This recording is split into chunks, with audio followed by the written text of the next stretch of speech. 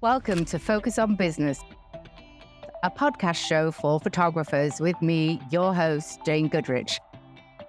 I'm talking to successful photographers so you can learn from our experiences and have the business of your dreams. So join us and let's focus on business. Hi, so today's episode, we have the fantastic Chelsy Weisz, and she has been a wedding photographer for a long time and more recently ventured into education and also a podcast host of Your Next Brave Step. So welcome. Tell us a little bit about yourself to our listeners. Well, thank you, Jane, so much for having me. As you said, my name is Chelsy Weisz. I am based out of Northwest North Dakota. So I am like 40 miles from Canada and 50 miles from Montana. So basically the middle of nowhere. I started my business in 2013 with a 6-month-old baby on my hip. I think it's kind of a pretty similar story to a lot of photographers, starting their business with, a newborn at home and, you got your first camera. I actually, my senior year of high school, had written down in my yearbook that I wanted to be a photographer. So I went to school for business, not for photography, because I wanted to understand the business side of everything first, because I figured I could learn the art of it later. I didn't even have like a camera at that time. So I went to business school for 2 years and then got pregnant with my daughter, Skylar. Left school, came home, and was like, okay, I'm going to be a stay-at-home mom, and was bored out of my mind by 6 months and was like, I need something to get me like out of the house.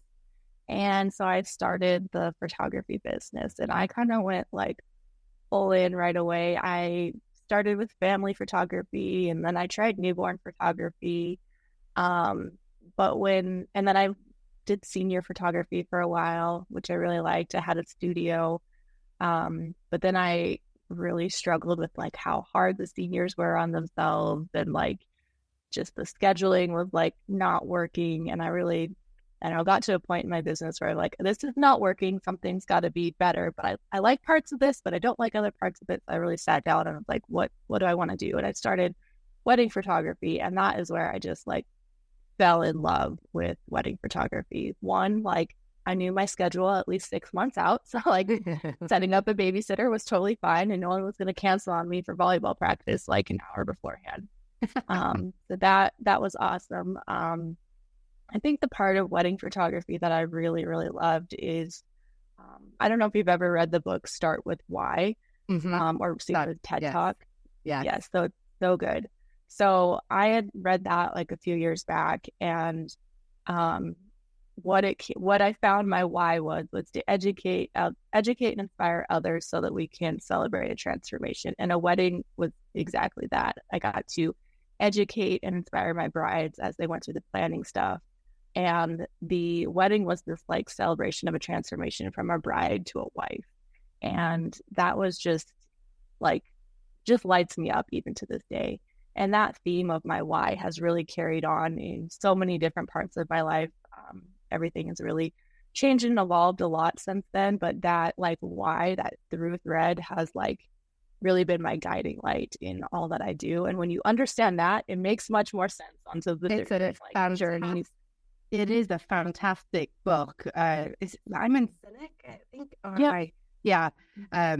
So yeah, definitely check that book out, and also the TED Talk. But yeah, I love the fact that you sort of navigated, your journey and realized, okay, that's not going to work. So I'm going to figure out this, and I'm not loving the last minute scheduling or cancellation. So what will work within my life, as well as inspire you and keep the fires burning almost, So apart from probably learning a little bit quicker, if you were to travel back in time, say like 2013 when you started your business, what would you do differently? Actually, honestly, I don't know if I would have changed anything. I learned a lot through all of the different things that I photographed, between newborns and families and all this stuff. I learned a lot about, managing client expectations. And I think honestly, like the one thing that I like have really like honed in the last few years is the mindset of like every season in life is going to be different.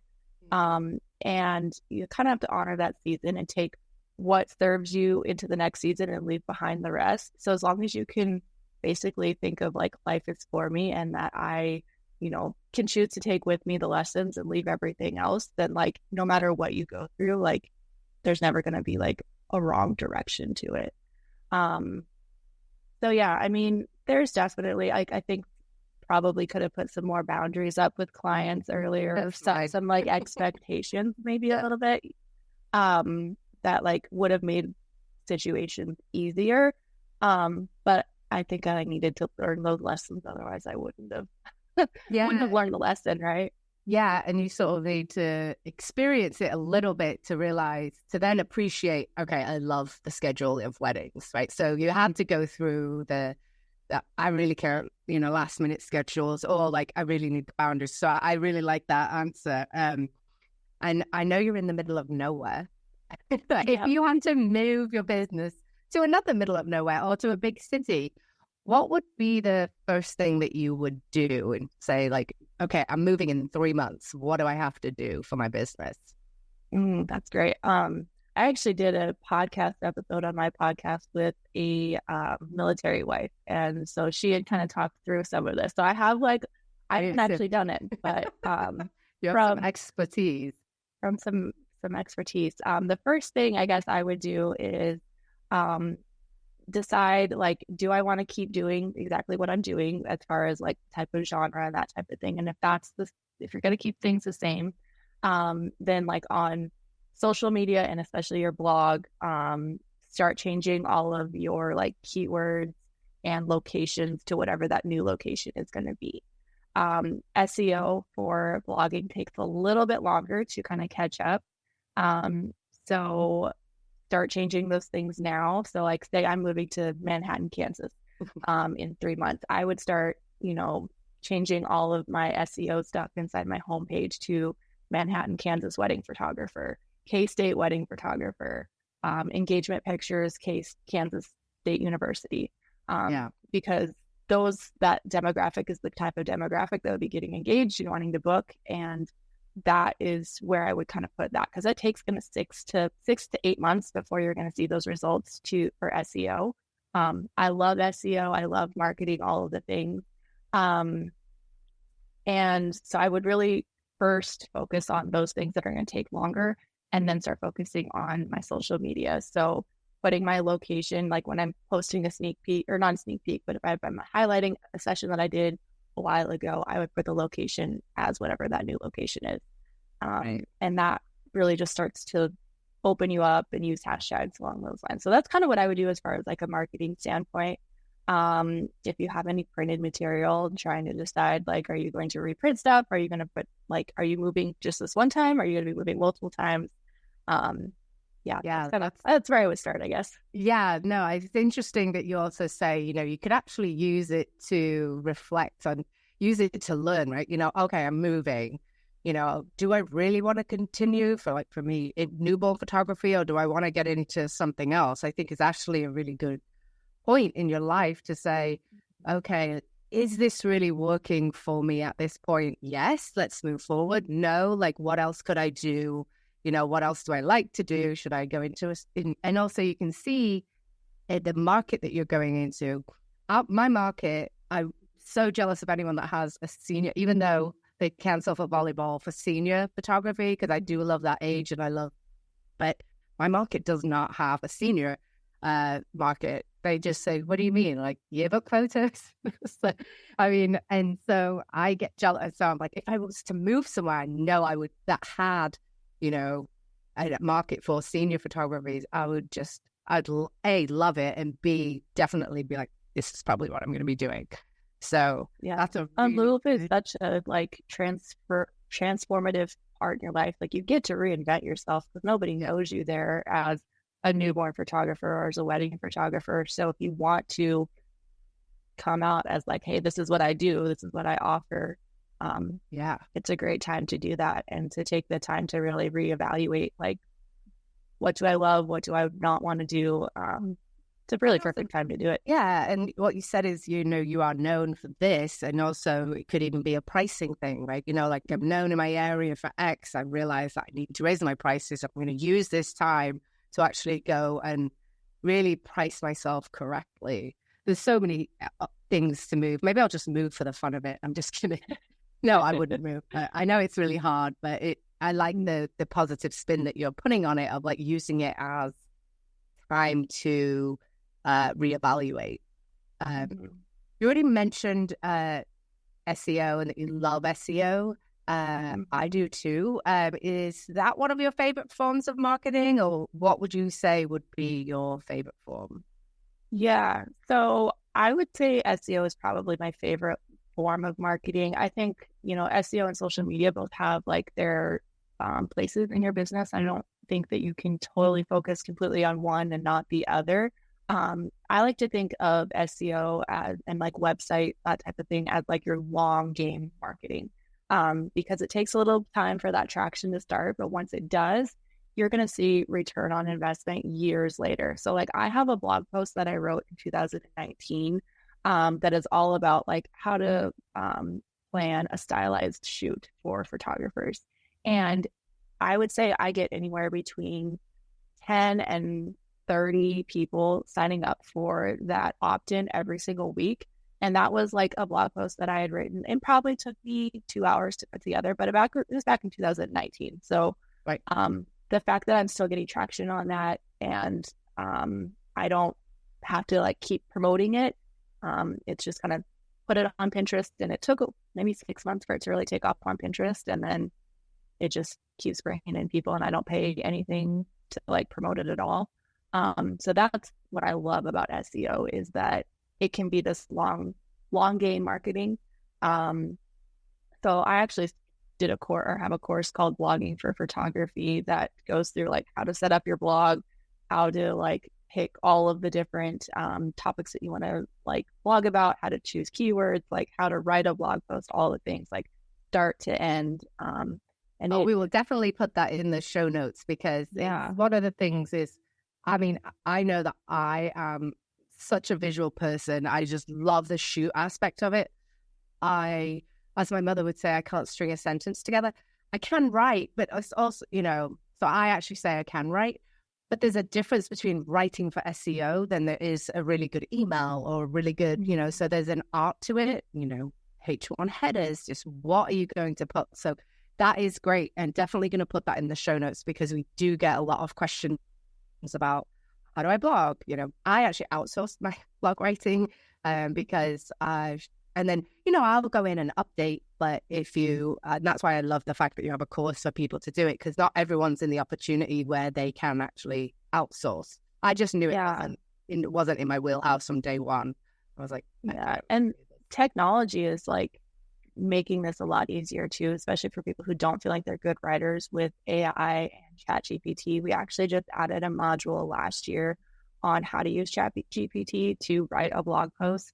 And so like that's in the last module. So you get to like basically be like, this is what I have, like put in your notes from your session, and it can it'll show you how to use it to not sound like a robot, to actually sound like what you want it to sound like. Yeah.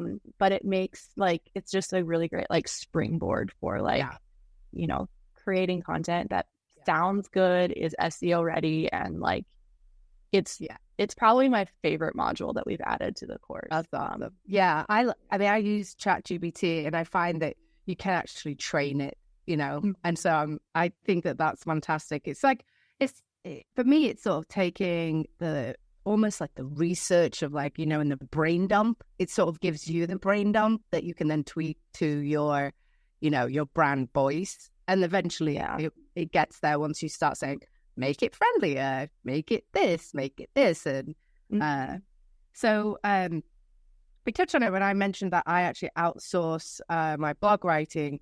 In your photography business, do you, we have to do so many things as a photographer, accounting, blogs, SEO, all this stuff. Do you, sound good at a lot of things like the SEO and the Pinterest and, social media and your photography. So Do you actually ever outsource anything of your business? Yeah, so I actually outsource my editing for my weddings. So I will edit like what goes on the blog, and then I send that off to my editor.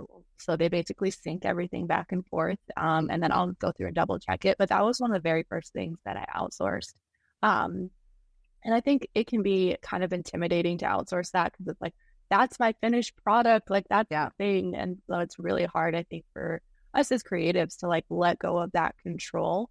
But I had to like really sit down and be like, okay, do I want to spend 6 hours like in Lightroom, like sync, or do I want to choose my favorites, edit those, and let someone else just like match them up? Yeah. Because if I've already done like, this is what it's going to look like and chosen my style of everything, then the rest of it is just busy work that I don't actually have to do. Someone else can do that. And, you know, when you're first starting out, like you might be strapped for cash. And so like, it's not as valuable for you to outsource it as your time is. But eventually in your business, you're going to get to a point where your time is more valuable than the cost of outsourcing something. Yeah. And understanding, you know, what it is, like the advantages that you're going to get. So for me, when I outsource editing, I can have a much quicker turnaround for my weddings. You know, I will tell, the biggest thing ever is under promise and over deliver. So I have my clients that it's going to be 6 weeks and they get them back in like a week and a half. And they're like, oh my gosh, like, wow, that's like faster than I do for a newborn shoot. Yeah, but it's because I have these systems in place, but I also have that buffer in there where like, I get sick or something goes wrong technical, I still have that 6 weeks. And, you know, I don't ever tell them it's going to be a week and a half. And that's where you can really, you know, create this amazing client experience where, you know, you're setting that expectation of this and then you can over deliver. And they're just like, oh my gosh, our photographer is so amazing. Like she got it done way faster than that. Or, I love that. Because I think when we use that, you know, term like under promise and over deliver, we often think, oh, I'm going to give them more images or I'm going to give them, you know, extra print credit. No. It can be something as simple as I'm going to tell my clients it's going to be 3 to 4 weeks during a busy. So for me, 3 to 4 weeks during, you know, fall, but then I'll get them back in 2 weeks because I know, you know, they want to get the holiday cards out. And that's a nice surprise and delight. So I love the fact that you do that. The other thing when you do that is you want to make sure like in your email when you're delivering them, like restate that you got it to them earlier and make it a big deal so that like they understand that this was a big deal. Like, hey, like I loved your session so much that like I couldn't quit editing and like just dove in and they're beautiful. They're some of my favorite images. Yeah. And so for me, I have to tell them that, you know, because I get so many repeat clients, it's kind of like, I kind of have to sort of say, this is, you know, like just lucky because they don't it all the time. So otherwise I'm going to get whole people being like, you gave that to me in 2 weeks. And, you know, so I agree. Sort of let them know that it is not normal and they got an and so like before, like after the wedding, I'll email them like the day after and be like, hey, this is what you can expect 6 to 8 weeks or whatever it is. So that way you've also, even though it's in your contract, I've told them at the wedding and then they have it in writing afterwards that this is what it's going to be. And then when it's delivered early, it's just a surprise and delight. Yeah, I love that. We touched on this a little bit earlier when you were talking about your senior sessions and sort of the last minute cancellation sort of throwing off your sort of work-life balance. How do you manage it with, I mean, now with weddings, like is there, like, so if we're speaking to wedding photographers, do you have a set schedule for a wedding week or, you know, like it's not that you're shooting every week. If you are, bravo to you. But, you know, like, is there, I was very jealous of a photographer who was like, yep, Tuesdays are editing, Wednesdays are this, I shoot this, that, and the other. And so, like, do you have that or is it winging it kind of thing, depending on the day? Yeah. So I have, like, I guess put together, like, the ideal workflow for me of, like, what I would like for it to look like. It doesn't always happen like that. You know, life happens and I have 2 kids at home and I'm divorced as well. So I have 50-50 custody with my ex. And so like some weeks I have the kids after a shoot and some weeks I don't. So it just like my life is up in the air and that's just kind of how life goes. So if you can create like a standardized like workflow or standardized operating procedure, if we want to sound super corporate. Basically, like, this is how it should go. So for me, when I get done with the wedding, I will come home and I back up images right away. The next morning, the one thing I do is that was a sentence there. One thing I do as well is I will schedule in my editing time whenever I book a session. I think that's something that many new photographers kind of forget about, is that, like, okay, I'll schedule these sessions, but like, when are you going to actually edit them?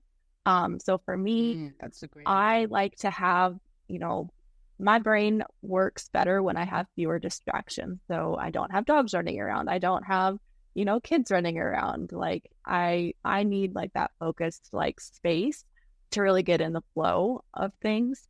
And so I will make sure that I go into my calendar and schedule, okay, I've got an engagement session on Thursday evening, Friday from 2 to 4, like, the kids are going to be at basketball or whatever. That's when I'm going to do that editing. So at least like scheduling in when you're going to do it.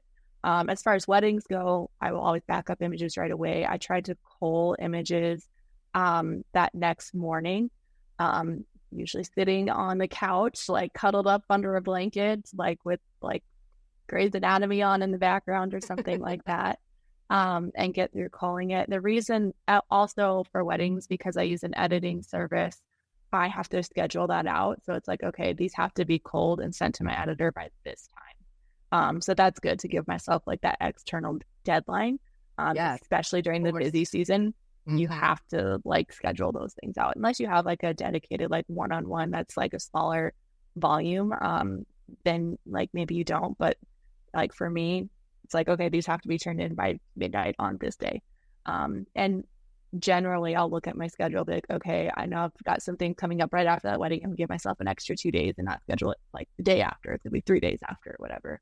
But I think just looking at schedules from like a bird's eye view of like, that's how my brain works. I have to see all of the things. Well, I think that's actually a really good point of like scheduling in editing time, and it doesn't have to be set, because if whatever your flow is. When I first, we always think we're going to get faster with editing, or, you just get pickier, guys. You just get pickier. But I outsource my editing too. But I got into a flow of doing the exact same thing. Even just after a family shoot, I would go to my studio. I called it dumping my images into my computer, making sure that they're backed up. And then I did a first cull for that night, just because and it's not the finished cull, but I just need to sort of know I've gotten down to more of a manageable number to then go back in, cull again. Or if I have someone helping me with the culling, it's more manageable for them to go. But I love the fact that you schedule in time. I might actually use that myself.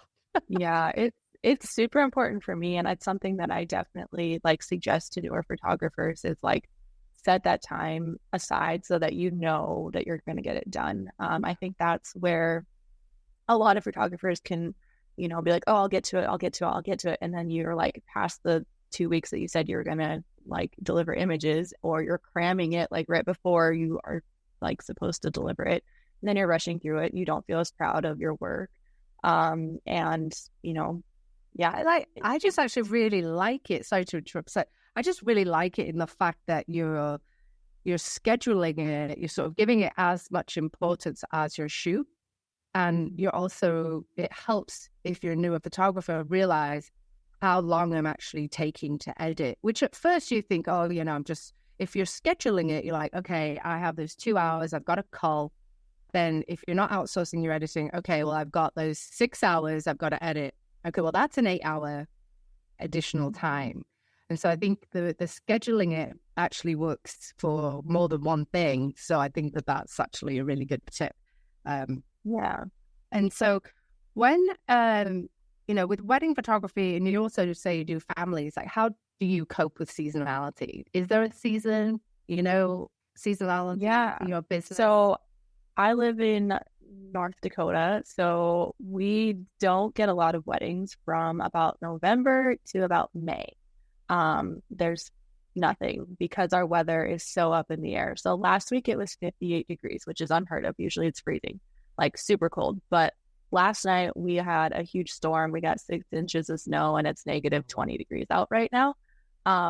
So there's a reason why we don't do a lot of weddings in the wintertime. Also, I would say probably in the last 3 years, we have just now started getting dedicated wedding venues. Okay. We didn't have that beforehand. It was mostly church weddings or outdoor weddings or like community centers that people are using. So there wasn't a ton of like options for people who wanted these beautiful ceremonies indoors. So now we're seeing a few more sprinkled in throughout the off season. But for me, like my wedding season is from like June to like October. Our summers are gorgeous up here. It's usually like around 80 degrees and like super green like all summer. Wow. So it's beautiful here in the summer. Winter really sucks. And I think I'm going to become a snowbird. Get a house somewhere warmer in the wintertime.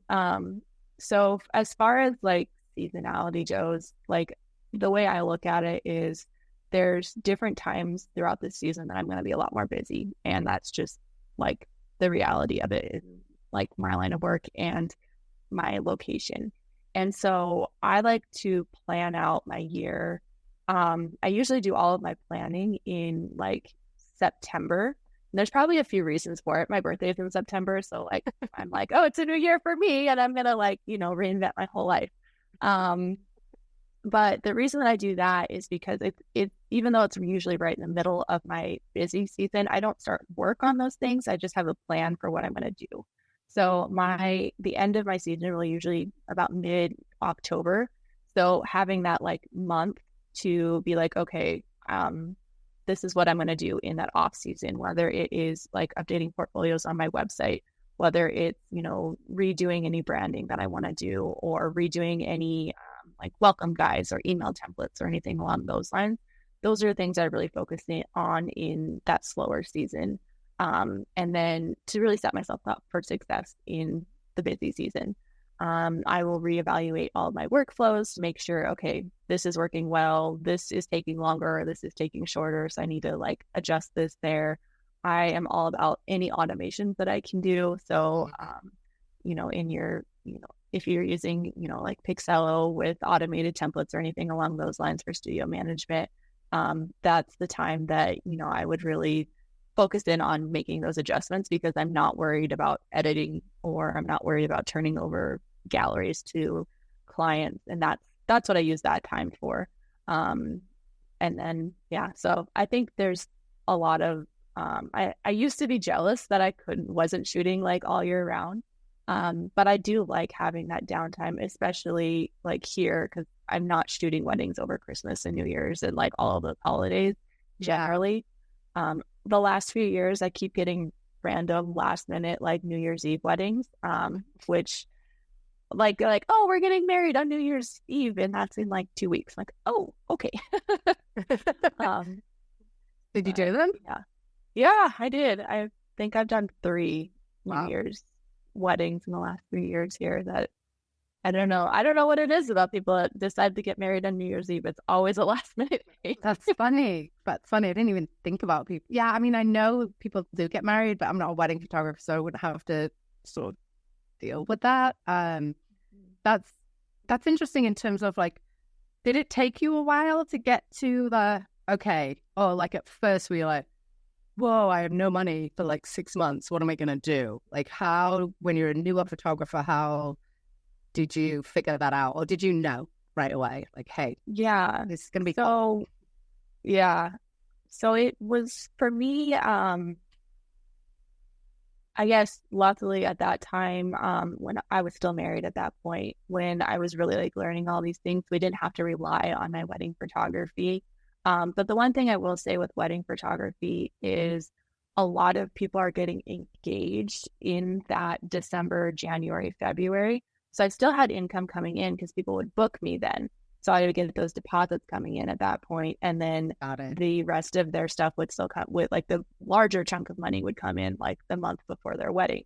So that's the one nice thing about wedding photography is if you have that longer, like pre-session booking, like they're not booking like the month of or the week of. they are putting down a deposit. And that definitely helps, cover any like last minute thing or like subscriptions. I feel like I have so many subscriptions that are due like the first part of the year because that's what I'm doing all my planning and working on stuff. So I like sign up for subscriptions.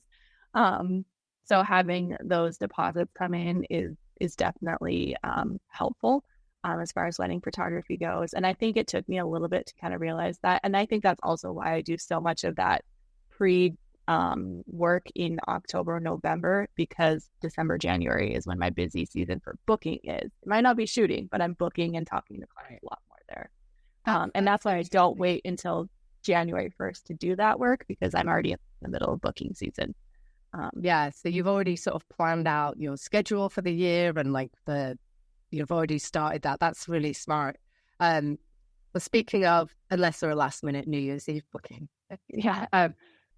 So we talk about the red flags for a client. We hear a lot about that in the groups. Do you happen to have any sort of red flags that you know that someone is not going to be the right fit for you? Yeah, so I would say I can usually tell like within the first questionnaire when someone contacts me whether or not we're going to be a really good fit. And that is really just based on like the questions that I ask. So the questions that I ask are super simple, like it's name, fiance's name, date, location, email address, all the contact information. And then I only have to ask one other question. And that is, when you think of your wedding photography, like what do you envision? And the way that someone answers that question is going to tell me how much they value wedding photography, how much, like how invested they are in not just the wedding itself, but like what it's going to look like later on and like how they're going to look back on those images and feel. And that really like the way that they answer that is going to be one of two ways. Like either it's going to be like, I want someone that's going to show up and take wedding, like cheap wedding pictures, which is answers that I've gotten before. Yeah. And I can read through that and be like, well, we might not be the best fit, but here's my lookbook. And I'm definitely on the higher end of wedding photographers in my area. I've been doing it a long time and like I've really honed in my craft and really like give a really great experience to my couples. But I was on the higher end of wedding photography when I first started because I knew that I wanted to work with a certain caliber of clients. And so by not shooting $400 weddings, I'm not going to get $400 clients, which there are, I think there's value in knowing that there are photographers for every budget. And it's okay if I'm not the photographer for you. Even though I live in the middle of nowhere, like we have 2,000 people in our town. And there's not 2,000 people getting married every year. And I honestly don't shoot a ton of weddings in my local town. So I end up shooting a lot in Williston and Minot. And so for me, that's anywhere from an hour to 2-hour drive. Now, I do definitely include mileage in my stuff. So I'm being compensated for that time. But last year, all of my weddings were in Minot. The year before, all of my weddings were in Williston. So it was either east or west. That's funny. That is like, you wonder how, or is it a demographic thing though? Like people getting married this year and then people getting married this year. Like you just want to know the number of people getting married. That's interesting because I actually have something similar. Is I could just tell, like if I can't actually tell in the contact form, but I think I might actually add that question, like what do you envision for your newborn or family shoot? Because that might actually or like, how do you want to feel when you look back on these images 5 years from now or 10 years from now? Like, that's a really good question to ask because it shows like, it also helps you shoot as well, like plan for that shoot. So like if, like for me, if they're like, oh, I want to see the joy of the people around us, then I know that we're going to focus on candids. If they talk about, I want to see how much my husband and I are in love on our wedding day, then we're going to focus on portraits. Like it kind of helps you gauge like what it is that is important to them. That's interesting. Yeah, mine is like I can tell via if they just or just email me and they're like, I need photos at this date at this time, and it's not an event and it's like, come here, like sort of like you must be here. Or they said, even via social media, it's like price please. I'm like, hi, how are you? It's like, so very, I'm a real person. Yeah, like, I can definitely think that you think I'm a store. So do you have one of the questions that I like to ask, and feel free, you don't have to answer this or not, but do you have any funny, like what, a funny shoot or a weird shoot or like your best shoot, worst shoot? Do you have any of those? One of them. You don't have to do all of them. Like, is it? I'm going to share two. Okay, good. I love it. Okay. I love it. So the first one is like kind of a funny shoot, I guess. It was a little stressful at the time. I can look back now and laugh at it. As we all did. It was, I think 2 years ago, it was a wedding. And they were having the wedding outside in a park next to like a river. And it was beautiful, but it was hot. It was in the middle of July. And like I said earlier, like we usually get around like 80, 90s. Every once in a while, we like push 100. I would say there's maybe like 5 days out of the year where it's over 100. Yeah, it was like 113 degrees out in like, there's trees all around us, but where they're having a ceremony, there's no shade whatsoever. And it was just miserable. And like everyone was just sweating and dressed. Like I was wearing this like blue dress, which I will now only wear black after this. Like I was sweating here and I had boob sweat going on and my butt was sweating, and you can see why wedding photographers wear black. Yeah, it was so bad. It was terrible. But the part that was like the most stressful is like right in the middle of the ceremony. They're getting ready, like they're doing the ceremony, and the officiant is using an iPad, and the iPad overheats, and he doesn't have anything printed off, and like they had written their own vows and emailed it to him, and so like he was like reading it off to them to like say back, and so they had to go get like an ice pack and like cool down the iPad, which meant that everyone was sitting there another like 20 minutes longer in the heat. In the heat. It was so terrible. So now anytime that I have a wedding that's like outdoors, in my like emails, I'll be like, if your officiant is using an iPad, make sure they have a printed off version of it as well, because it's gonna overheat, which like I'd never thought of. I would actually have never thought that would happen. I would never have thought that would happen. I mean, my iPhone has overheated, but I would have never thought that they would actually be reading an iPad. Like, no. And like that was the only like copy that they had of it. And so like they had this like giant ice pack that they pulled out of a cooler that they just like set it on and were like trying to like get it to cool down. And like it was just hot outside that day. So it was a little bit miserable. My other, I guess, story is like the day that it was like the biggest wedding that I've ever photographed. And it was actually a classmate of mine, and they rented out like the Lynx golf course, which is this golf course along the Missouri River that is like gorgeous, and like all these bluffs in the background. And they got married on like the 13th hole, so you can see like the river in the background. And they had it was like the second wedding that they'd ever done at this golf course before, and like the first one was like the week before, so like you hadn't even seen pictures from it before. They had like fireworks that night. And wow, they brought in like a light up dance floor from Minnesota, and like it was gorgeous. Like, and I was just like, this would have been 2019 maybe, so I'd been shooting weddings for quite a while then by that point.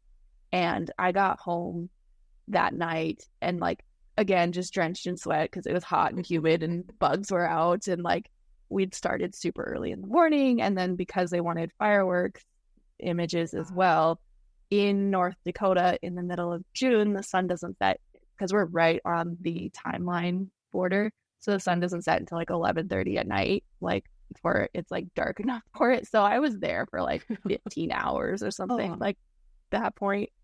But I came home and like dumped all of my images and just like looked in the mirror and I was like, oh my God, you did it. Like, you're a freaking photographer right now. Like, you just shot like one of the most amazing things that I'd ever photographed, and like was so proud of those images. And like, I think it's really important to like you're always going to get to a point where like, oh my gosh, I'm doing it. But like to take the time to really like soak it in and be like, yes, this is what I wanted. Like, this is like my ideal client. They are checking every single box. I know on our episode that we did on my podcast, we talked about like writing out your ideal client. And this was one of those ideal clients. Like, the bride was in the medical field. Her mom's name was Nancy. Like, all of the things. Does she have the white car? That's what the white. She did. Yeah. The white car was that. I love the fact that you sort of like took the time to like actually, when you're like looking in the mirror and be like, I actually did this. Because I think some of us, I especially, just always go to the next thing and never feel like I'm good enough. But realistically, if you can do what you did, is like, oh wow, I actually just shot that wedding, and take the time, savor it, and realize that you did it. I mean, even if you're a newer photographer and you're like, I just shot my first shooting, like my first wedding, first shooting. Wow. Like, take the time to like experience it, because sort of never will have that again, of that feeling of like, I just did it, even though you're terrified going into it, probably being like, oh, what am I doing? You still can say you did it. I love that sort of, to take the energy of the day, especially 15 hours of like, I thought you were. It was like before I got in the shower and I was just covered in sweat.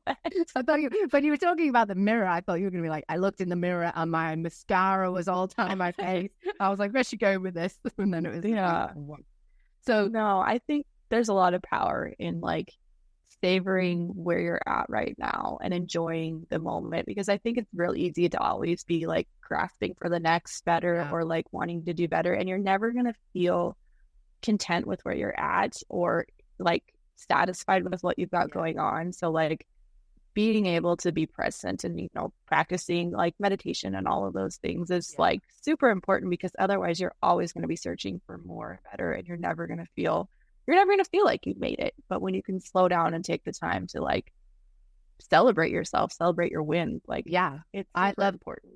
I love this celebrating the wins. What I have a weird habit of, I mean, I don't know if it's a weird habit, but after every shoot, I call it kind of, maybe I watch too many detective shows, but I call it a shoot post-mortem.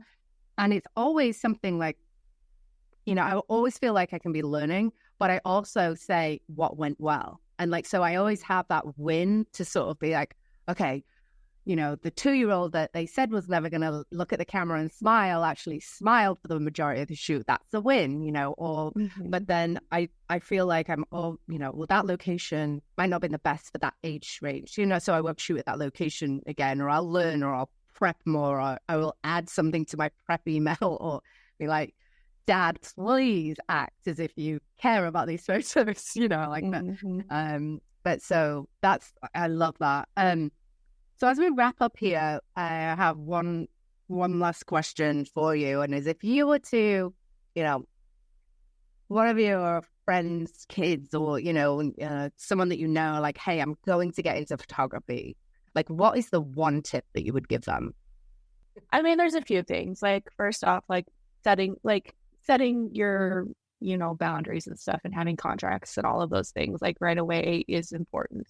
But I would say, from like a mindset point, share the journey with your audience as you do it. There's so much power in, I guess, almost like vulnerability in sharing like how you're evolving as a business owner and all of the things. It's going to, one, like give you a little bit of grace from people when you're like, hey, I'm trying this thing. I don't know exactly how it's going to work out, but I'm really excited about it. And this is what I want to happen. But if it doesn't happen that way, that's okay too, to have that vulnerability, because one, it kind of like builds in this like grace from other people and yourself. But two, like people love to root for the underdog and to see kind of like a peek behind the curtains of like how you're building your thing. And I think that, vulnerability is so important in so many different aspects of business. And I don't think that people give it as much power as they could. Yeah.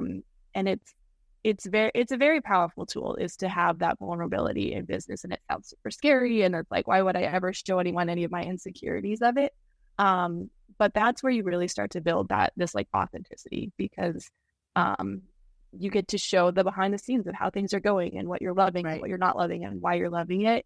You're going to build this like tribe, this community that like supports you and loves you and feels like they've been a part of this whole thing along the way. So I think that would be my biggest key of advice outside of like the logistics of all of the things and pricing and all of stuff. Yeah. I think that's my thing. I like that. I think I started my business before social media, started. And I, it's interesting because I sort of think I'm a little bit behind, maybe I'm an old dog, can't learn new tricks type of thing.